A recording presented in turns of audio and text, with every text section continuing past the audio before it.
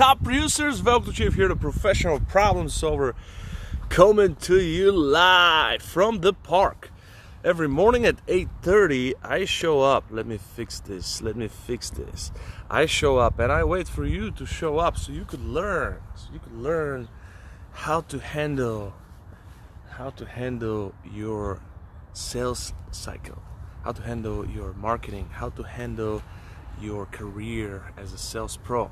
This is what I teach. I share some of the wisdom that I've collected through my experience being the top producer at a dealership. I sold 3,000 cars, working only 4 days of the week, 100% repeat and referral clients. So what I do is I try to inspire salespeople to do the same, to go beyond, to go above and beyond. I try to help salespeople to learn how to build their own book of business, how to serve their dream clients, how to work with only people who respect them, who value their time, who value their purpose, who value their mission, who want to be part of their vision, right? So do you want to do that?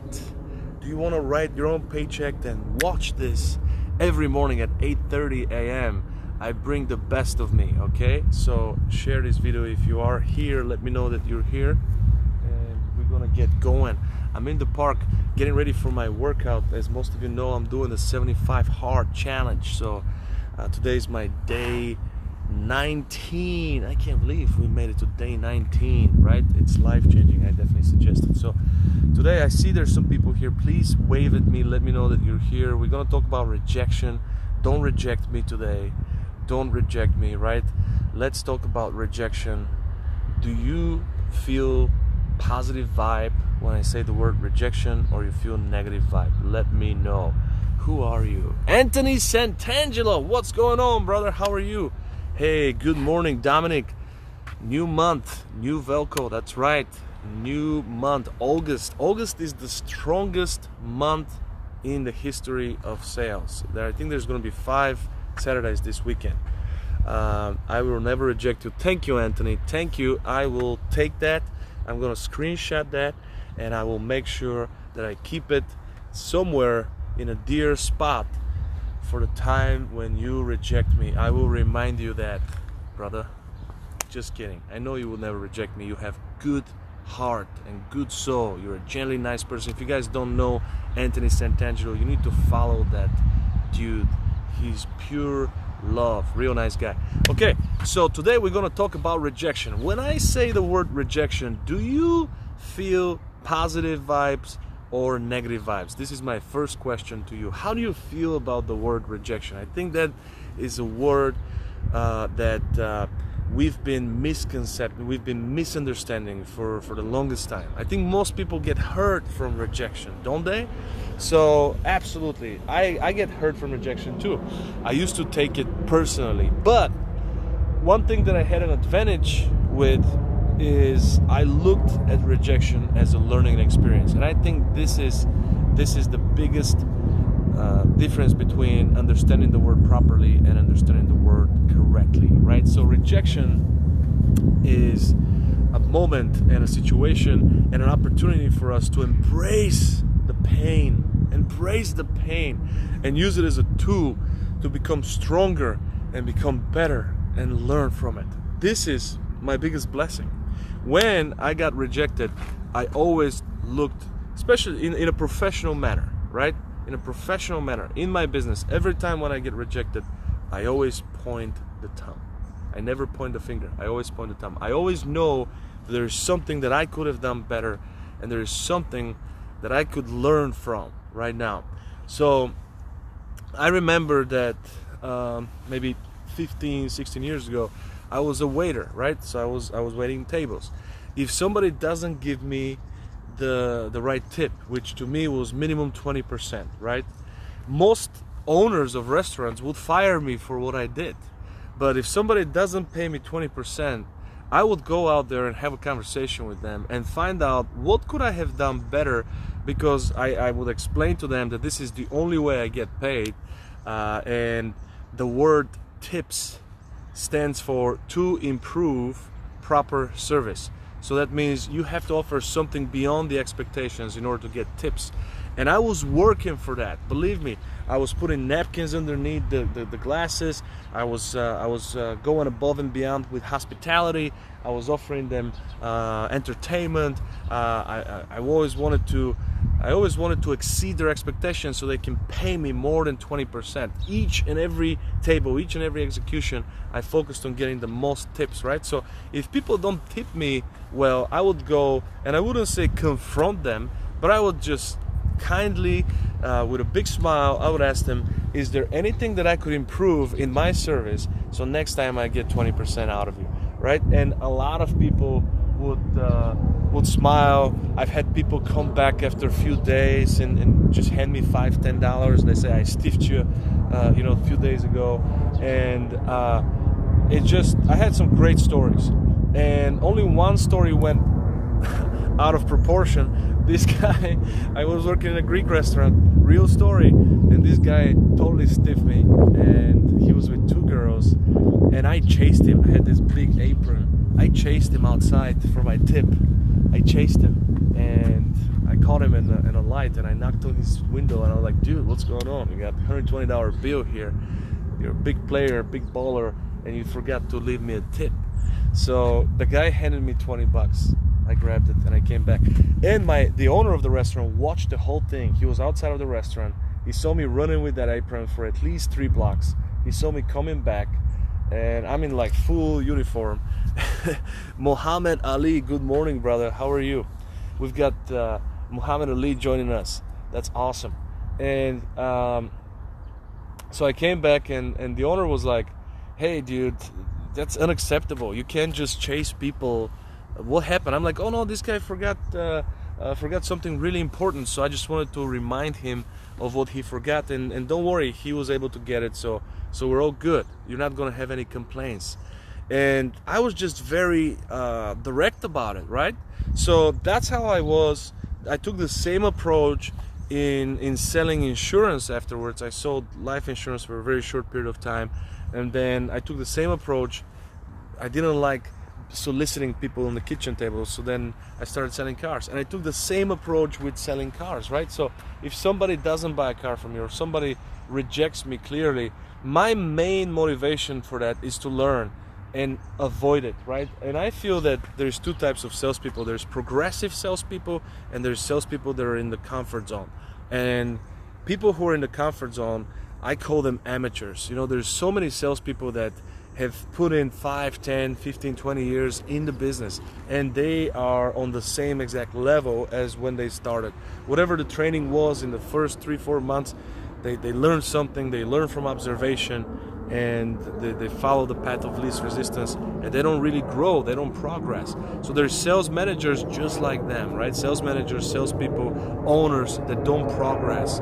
And there are some salespeople that progress, and those are the ones that end up changing the industry, right? Have you noticed? The people that are actually trying to learn from their mistakes are actually the ones changing the industry. So what I mean by that, being a progressive salesperson means you never, ever, ever, ever, ever blame the customers, the circumstances, or anything. It's always your fault. Not in a way of you criticizing yourself, in a very humble way of just being happy that you are going through a learning experience that's going to prevent more rejection in the future. If you want to get rid of rejection, period, you have to learn from it. Otherwise, you'll never get rid of rejection. You'll always be rejected for the same reasons, right? So rejection really depends on your buying style as well, besides your selling style. If you always have to talk to your wife about making a purchase, most likely you will accept that rejection easily when somebody gives you that objection, right? So it depends on your buying style as well as your selling style, but it also depends on whether you're learning from it or not. So if somebody doesn't buy your product, be polite and take 20 seconds of their time and ask them, please, I just want to ask you 4 questions, and just, I understand you're not buying today, and that's totally fine, and I respect that because you have strong reasons not to, but would you give me 30 seconds, just 30 seconds? I want to ask you 3-4 questions, and the only condition I have is for you to be honest with me. Just please be honest with me and tell me, you know, what could I improve in my process, so next time you say yes instead of saying no. So next time we do this quick instead of making it 2-3 long weeks projects, right? So 2-3 weeks long projects. So ask those questions, and believe me, you're going to make a huge difference, right? I used to do that. I used to call people. I used to go to their office and just get that feedback. And when you do use that technique, and when you do say, hey, I want to ask you 3 questions, or I want to ask you 2 questions, and the only condition I have is for you to be honest with me, is that going to be a problem? People are going to say, no problem, I'll be honest with you, I'll tell you what's wrong. And when they do tell you what's wrong, you can take that deal and you can now, you know, close the deal, or at least you can really take into account what people are saying. A lot of times, not a lot of times, if 5 groups of people are saying that your approach is wrong, it doesn't matter what you think about your approach. It doesn't matter what your sales manager thinks about your approach. Your approach is wrong, and you need to change it. So the greatest, you know, people in the world, people who have built strong businesses and the biggest brands, those people, hey guys, by the way, share this video. As a matter of fact, I need to share this video. But the greatest people in the world, the people that build the strongest brands, what they did is get a feedback from their clients, right? And that's why they build the best brand. So they got a feedback from their client. It's very important to get that honest feedback from the people who are not buying, from the people who are not happy, because otherwise, you know, the people who are happy, we have nothing to learn from. We did a good job, let's move on, let's high five and move on. But the people who are not buying from us, we've got tons and tons of data that we need to collect. So look at this as something absolutely magnificent, a greatest day in your life. Every time when you get rejected, look at it as an opportunity to learn. Today is the day when you're going to stop getting rejected. If you learn, if you absorb the reason why and avoid it next time. Okay, the second reason is, the second tip is, so the first thing is embrace the pain, use the rejection as a learning experience, become stronger, become leaner, use it as you know, as a learning experience. The second tip is acknowledge your emotions. When you get rejected, is it a positive emotion or is it a negative emotion? Most people experience negative emotion, right? But rather than suppress or ignore or deny the pain, mentally strong people and successful people, they acknowledge their emotions, right? So you have to be aware of your emotions. And when you're embarrassed or disappointed or discouraged, you have to have the confidence, you know, we gotta have the confidence and the ability to deal with that uncomfortable emotion, because it's uncomfortable for everyone, right? Being rejected is no fun. But if we face it head on, right, and we're aware of this emotion, we need to cope this discomfort in a very healthy manner and understand, okay, we messed up, right? We're doing this so many days of the year, so many days of the week. We're doing this all the time. It's impossible to be perfect, right? So, hey, we messed up. Let's figure out how to fix this and never let it happen again, right? The other thing I want to share with you is to refuse to let rejection define you. Okay, so many people do that. So many people do that. Refuse to let the rejection define you. It's not who you are. After every storm, there's a rainbow. After every big rain, you know, sun comes out. So refuse to allow the rejection to define you. That's not who you are. Okay, learn from the rejection. Unless you're an amateur salesperson. Amateur salespeople, they allow rejections to define them, and they give up, and they don't learn how to avoid them. They don't learn how to overcome them. They don't learn how to learn from them, and they being defined from rejections, right? They give up. They wave the white flag. I'm not that guy, and I'm sure you're not if you're watching this video, right? If you're supporting me, make sure you share this video, and if you're learning stuff, share it with people that could benefit from that, right? So the next thing I wanted to share with you is, remember that everyone's got an opinion. You know, my boss used to say, everyone's got an opinion, and they're a little bit like assholes, right? Everyone has one, and they all stink. That's what my used car manager used to say. But anyways, opinions are great. Rejection sometimes could be just an opinion, and you got to understand there's 7.8 billion opinions on this earth. Even though we look alike sometimes, we are extremely unique in the way our mindset is, right? The way we're structured, we're very unique. So every single one of us has a different opinion, right? We can't get caught up in people's opinions. Everyone has their own taste. Everyone has their own ideas. Everyone wants to share their belief systems with people, and they want to fight people to make sure they convince them in their belief system. So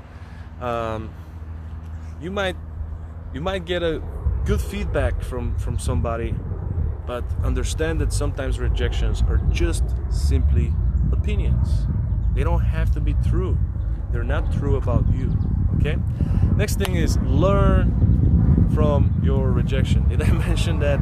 Yeah, I'm going to mention that again. You got to learn from your rejection, right? What did I gain from this? This is the question you have to ask yourself every single time when you get rejected. Please write it down. What did I gain from this? Why does God want me to go through this experience, right? What did I gain from this? What did I learn from this? Why this didn't take place? Why couldn't we close the deal? So what did I learn from this? What did I gain from this? This is the best question. You will grow stronger and better salesperson with rejection.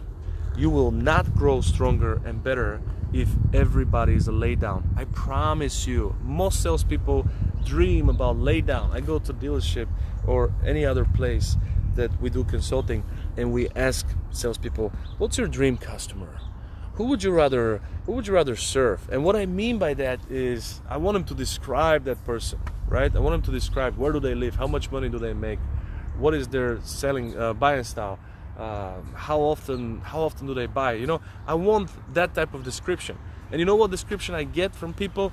I want Larry Doyle. I want somebody to come in, and I want title to be falling off the pocket, and I want things to be easy. Well, you're not gonna learn anything from easy. I promise you that. And if you refuse to learn from rejection, then you're only gonna be waiting for easy, and the only thing you're gonna recognize as a deal would be easy Larry Doyle. Everything else, you will be conditioning yourself to know that there could be a possible rejection, and you're going to avoid it. You know how many salespeople I know that avoid clients because they assume there's a possible rejection there? So don't do that, right? Learn from your rejection and ask the question, what was the question? How do I gain from this? How do I gain from this rejection? How do I still get paid, right? The next thing is, think about how you spend your time. What's the purpose? What's the purpose of your time? If you are getting rejection, if you're not spending the time to learn how to never allow this to happen again, what do you spend your time on? Waiting? Every moment of life feels like it has a purpose. How many of those moments do you live, right? Every moment has a purpose. Every hour has a purpose. Every minute has a purpose. How do you spend your time? How do you spend your minutes? If I get rejected, I need to figure this out. When? Right now. Because the next opportunity that could be just as similar as this one could happen in the next 2 hours. So I need to learn this right now. As a matter of fact, I need to discuss this with the management team, with some people that want to grow as well. So surround yourself with progressive salespeople, whether they're in management or coworkers, but surround yourself with people who want to grow. And those people a lot of times will give you courage. Those people a lot of times will kill the self-doubt in you, and you'll be able to approach rejection properly, right? It doesn't mean that every purposeful moment of my life is to fulfill some grand mission either, right? So it's not about this big deal. It's just you got to take rejection as learning experience. That's it. Simple as that. Well, I hope I was helpful today, and I hope that you are going to gain from this. But whatever you're doing with your time, understand you are not going to be better unless you start embracing and you start loving and investigating and have a relationship with rejection. Rejection is not too bad. It's the way you learn. It's the way you learn. If you don't learn from rejection, you're going to suffer. But if you want to learn from rejection, follow me, show up here every morning at 8:30, go to the services, sign up for my tribe. As a matter of fact, today, you have another 24 hours max before the price goes up. I need to make this announcement. This right now, my tribe is $1 per day, okay? And what that is a lot of salespeople are joining us. And what this means, I'm going to be sharing my customized lessons, 52 customized lessons. So it's a 1-year subscription. Every Monday, I believe, or Wednesday, we're gonna start doing, I'm going to show up and do reactionary training. So you'll be able to jump in and tell me what your problems are, and I'll be able to solve them right there. You also get my virtual training platform. Right now there's 350 videos in there. There's going to be another 1,000 videos by the end of the year. So you get the entire library of videos, and you'll be able to learn on demand whenever you want. And most importantly, the support group. That's something that no other trainer is offering. There's nobody in the world that's offering anything close to that, right? You get access to a 24/7 private coaching group, and you could ask any question anytime. What we do in this private coaching group is we build those people's brands, we collaborate, we build brands, we build prospecting strategies, we build prospecting techniques, we grow together, we learn from our rejections, we learn from our experiences, we learn from our success, and we embrace those learning moments, right? So join the tribe, don't be afraid, and let's make it happen, okay? Be a sales professional, don't be an order taker, and make it a great day. Learn and embrace rejection. Ask people on how you could improve. Make it a great day.